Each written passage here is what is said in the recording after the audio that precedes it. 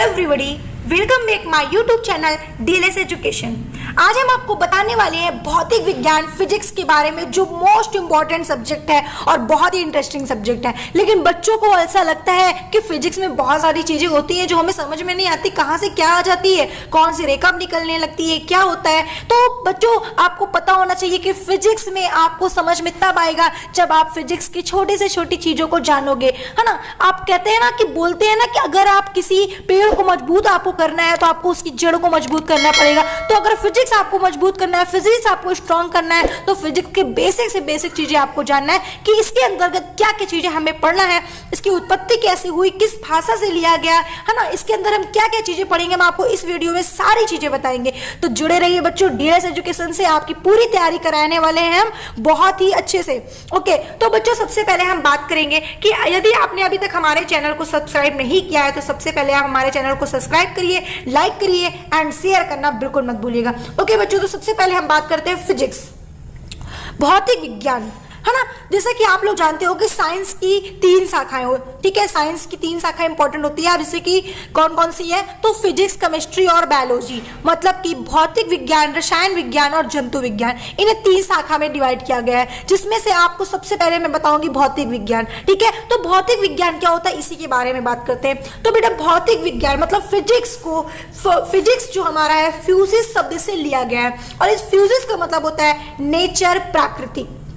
अब इस नेचर और प्राकृतिक क्या है, तो बच्चों जो हमारा नेचर है, प्राकृतिक है, वो द्रव्य और ऊर्जा से मिलकर बना होता है। मतलब प्राकृतिक इन दोनों घटकों से मिलकर बने होते हैं, मैटर और एनर्जी से मिलकर बने होते हैं, ठीक है। अब द्रव्य और मतलब कि द्रव्य और एनर्जी है क्या चीजें, ठीक है। तो बच्चों आपको पता होना चाहिए कि जो हमारा द्रव्य होता है, ठीक है, वो क्या कहता है, द्रव्य मैटर हमारा कहता है कि वो स्थान गिरता है, स्पेस ओवर, वो दिखाई देता है, विजिबल, भार वेट होता है, मतलब कि मैटर क्या है कि जिसमें कुछ ना कुछ भार हो, है ना, जो हमें दिखाई दे, ठीक है, उसे हम क्या कहते हैं, जो स्थान गिरता है उसे हम क्या कहते हैं, मैटर कहते हैं, भार कहते हैं। अब इसी का जस्ट उल्टा, है ना, अब हमारा एनर्जी क्या कहता है कि वो स्थान नहीं घेरता, वो अदृश्य होता है, वो दिखाई नहीं देता, इसमें कोई भी भार नहीं होता, मतलब कि वो वेटलेस होता है, ठीक है। तो ये हमारा एनर्जी बोलता है ना। तो आपको इसके बारे में क्यों बताया जा रहा है, आपको जानना क्या है ना। तो बच्चों हमें जानना ये है कि फिजिक्स को हम 2 शाखों में डिवाइड करते हैं, ठीक है। 2 शाखा में हम फिजिक्स को डिवाइड करते हैं, ठीक है। पहला हमारा है एंशिएंट फिजिक्स, पहले हमारा एंशिएंट फिजिक्स, और दूसरा है हमारा मॉडर्न फिजिक्स, ठीक है। Ancient physics and modern physics, 2 हम शाखा की बात करेंगे इस वीडियो में। तो बच्चों एंशिएंट फिजिक्स क्या होता है, तो एंशिएंट फिजिक्स को हिंदी में बोलते हैं चिरसम्मत भौतिकी। बच्चों देखिए, कुछ वर्ड ऐसे होते हैं कि हिंदी में थोड़ा डिफिकल्ट लगता है, इसलिए आप लोग साइंस को ज्यादा से ज्यादा फोकस करिए कि आप इंग्लिश पढ़े, ठीक है। तो हिंदी में से बोलते हैं चिरसम्मत भौतिकी, ठीक है। तो चिरसम्मत भौतिकी या एंशिएंट हिस्ट्री क्या है, ठीक है। तो एंशिएंट हिस्ट्री और मॉडर्न हिस्ट्री है क्या। आपने मैम हमें 2 हिस्ट्री के बारे में बताया, एक बताया एंशिएंट हिस्ट्री के बारे में और एक बताया मॉडर्न हिस्ट्री के बारे में। ये एंशिएंट हिस्ट्री और मॉडर्न हिस्ट्री क्या है, तो बच्चों एंशिएंट हिस्ट्री हमारा क्या कहता है, ये कहता है कि ये दोनों मतलब कि मैटर और एनर्जी आपस में नहीं बदला जा सकता, मैटर को और एनर्जी को आपस में नहीं बदला जा सकता। बट हमारा यही मॉडर्न फिजिक्स क्या कहता है, मॉडर्न फिजिक्स कहता है कि हम एंशिएंट को और किसे, एनर्जी को आपस में बदल सकते हैं, ठीक है। आपस में हम बदल सकते हैं, जबकि एक दृश्य है और एक अदृश्य है। जब बच्चों एक दृश्य है और एक अदृश्य है तो हम आपस में कैसे बदलेंगे, तो दोनों ने, एंशिएंट फिजिक्स और मॉडर्न फिजिक्स दोनों ने अलग अलग चीजें बताई, ठीक है। एंशिएंट फिजिक्स की खोज किसने की थी, तो बच्चों एंशिएंट फिजिक्स की जो खोज हुई थी, ठीक है, वो किसने की थी, तो एंशिएंट फिजिक्स की खोज सर आइजक न्यूटन ने की थी, सर आइजक न्यूटन ने की थी। और मॉडर्न फिजिक्स की खोज किसने की थी, तो बच्चों मॉडर्न फिजिक्स की खोज अल्बर्ट आइंस्टीन ने की थी, ठीक है। अब हम इसके बारे में एक एक करके आपको बताते हैं। तो जैसा कि एंशिएंट फिजिक्स जो हमारा है, ठीक है, एंशिएंट फिजिक्स को 1900 से पहले हम इसके बारे में जाने थे, ठीक है, और मॉडर्न फिजिक्स के बारे में हम 1900 के बाद जाने थे। 1900 के बाद हम मॉडर्न फिजिक्स के बारे में इसका मतलब जो हमारे वैज्ञानिक थे जिन्होंने मॉडर्न फिजिक्स के बारे में खोज की थी, ठीक है, बताया था, वो 1900 के बाद ये सब चीजों को बताया था। क्या बताया था कि ऊर्जा को और द्रव्यमान तथा ऊर्जा को आपस में कन्वर्ट किया जा सकता है, ठीक है। और इन्होंने एक नियम बताया था जिस नियम को हम बोलते हैं सापेक्षता का सिद्धांत। सापेक्षता का सिद्धांत, इस सिद्धांत को इन्होंने बताया था कि इस सिद्धांत में हम ऊर्जा को तथा द्रव्यमान को आपस में कन्वर्ट कर सकते हैं, कन्वर्ट किया जा सकता है, ठीक है। तो बच्चों हम इन्हीं के बारे में चर्चा करेंगे कि एंशिएंट हिस्ट्री और मॉडर्न हिस्ट्री के अंतर्गत क्या क्या चीजें पढ़ी जाती है।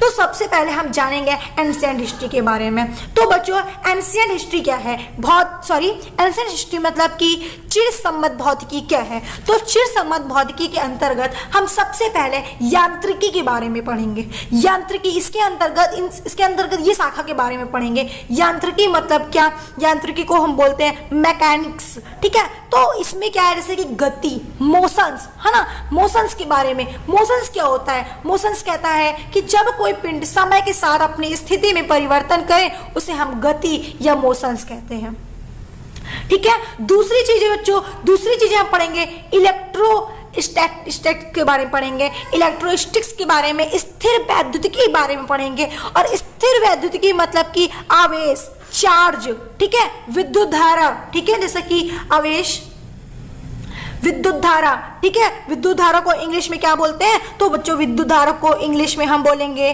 कि विद्युत मतलब इलेक्ट्रिक करंट, ठीक है, उपकरण, ठीक है। तो इन सब के बारे में उपकरण बोले तो जैसे कि जनरेटर, ट्रांसफार्मर, है ना, इन सब के बारे में हम पढ़ेंगे। किसमें? स्थिर वैद्युतिकी के बारे में, ठीक है। तो स्थिर वैद्युतिकी हम किसके अंतर्गत पढ़ेंगे? एंशिएंट हिस्ट्री के अंतर्गत। एंशिएंट हिस्ट्री के अंतर्गत हम यांत्रिकी और स्थिर वैद्युतिकी को पढ़ेंगे। अब बात आती है बच्चों प्रकाशिकी के बारे में, लाइट के बारे में, है ना। लाइट क्या है, प्रकाशिकी क्या है? तो लाइट शाखा के अंतर्गत हम प्रकाश, अपवर्तन, परावर्तन, दर्पण, लेंस, इन सारी चीजों को हम लाइट प्रकाशिकी प्रकाशिकी के अंतर्गत पढ़ेंगे। अब बात करते हैं ऊष्मागतिकी में थर्मोडायनेमिक्स के बारे में। इनके अंतर्गत क्या क्या चीजें पढ़ेंगे? तो बच्चों ऊष्मा के नियम के बारे में हम ऊष्मागतिकी में पढ़ेंगे, ठीक है। तो ये तो हमारा हुआ एंशिएंट हिस्ट्री। एंशिएंट हिस्ट्री के अंदर हमें इतनी सारी चीजें पढ़नी है, ठीक है। अब बात करते हैं मॉडर्न फिजिक्स के बारे में।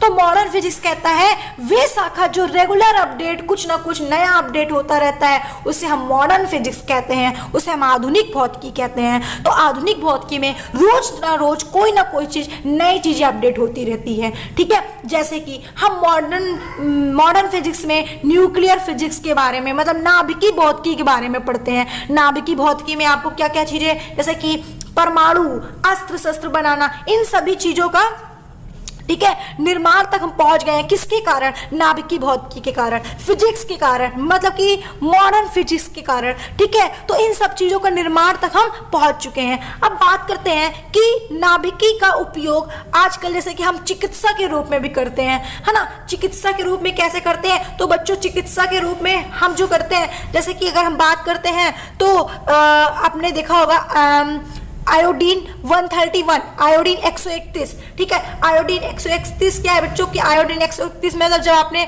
घेंगा रोग सुना होगा, ठीक है, जैसे हम बोलते हैं गालगंड, है ना, जब आपके गले में हो जाता है, जब आयोडीन की हमें कमी होती है तो हमें आर्टिफिशियल जो दिया जाता है, ठीक है, आयोडीन 131, ठीक है। इस तरीके से हम नाभिकीय का उपयोग चिकित्सा के रूप में भी करते हैं, ठीक है। और अब बात करते हैं इलेक्ट्रॉनिक्स के बारे में। इलेक्ट्रॉनिक्स में मतलब हम फिजिक्स में, मॉडर्न फिजिक्स में इलेक्ट्रॉनिक्स के बारे में भी पढ़ेंगे, जिसमें से जैसे कि कंप्यूटर्स, मोबाइल्स, इन सब चीजों के बारे में हमने आविष्कार किया। किसके कारण? इलेक्ट्रॉनिक के कारण। पहले बल्ब का आविष्कार हुआ, ठीक है। तो ये किसके अंतर्गत हमने पढ़ा? इलेक्ट्रॉनिक के अंतर्गत पढ़ा। तो ये है फिजिक्स, हाँ। मतलब कि बच्चों फिजिक्स में हमें इतनी चीजें पढ़नी है। और फिजिक्स में आपको बताया ना, एंशिएंट फिजिक्स और जो हमारा मॉडर्न फिजिक्स है वो इसीलिए, ठीक है, इसीलिए हमारा दो शाखा में डिवाइड कर दिया, ताकि हम इन चीजों को, कुछ वैज्ञानिक का कहना है कि हम द्रव्यमान और एनर्जी को कन्वर्ट कर सकते हैं और कुछ का कहना है कन्वर्ट नहीं कर सकते। तो जिनका कहना है कन्वर्ट कर सकते हैं उसमें हमें क्या क्या चीज़ें पढ़नी थी, और जिनका कहना है कन्वर्ट नहीं कर सकते उसमें आपको क्या क्या चीज़ें पढ़नी थी, ये मैंने आपको बता दिया। तो क्या डिफरेंट है इन चीज़ों में, मैंने ये बता दिया। और भौतिक का मतलब क्या होता है ये मैंने बता दिया। भौतिक फ्लूइड्स, नेचर, प्राकृतिक, ठीक है, यही है हमारा भौतिक। तो हमें यही चीज़ों को बहुत ही बेसिक से समझना है। और बच्चों, अगर आपको यकीन है कि आपको मैं बहुत ही अच्छे से बताऊंगी तो डीएलएस एजुकेशन से आप जुड़े रहिए। अगर अभी तक हमारे चैनल को आपने सब्सक्राइब नहीं किया है तो सबसे पहले हमारी वीडियो को सब्सक्राइब करें और नोटिफिकेशन जरूर, बेल आइकन जरूर दबाएं ताकि आपको हमारी वीडियो का नोटिफिकेशन सबसे पहले मिले। तो दोस्तों, मैं आपको एक चीज़ बताना चाहूँगी कि आपको मैं फिजिक्स इतनी बेसिक से बेसिक चीज़ें बताऊँगी कि आपको फिजिक्स एकदम एक गेम की तरह लगने लगेगा। ठीक है, तो ओके बच्चों, आज के लिए इस वीडियो में इतना ही। हम नेक्स्ट डे मिलते हैं नेक्स्ट वीडियो के साथ।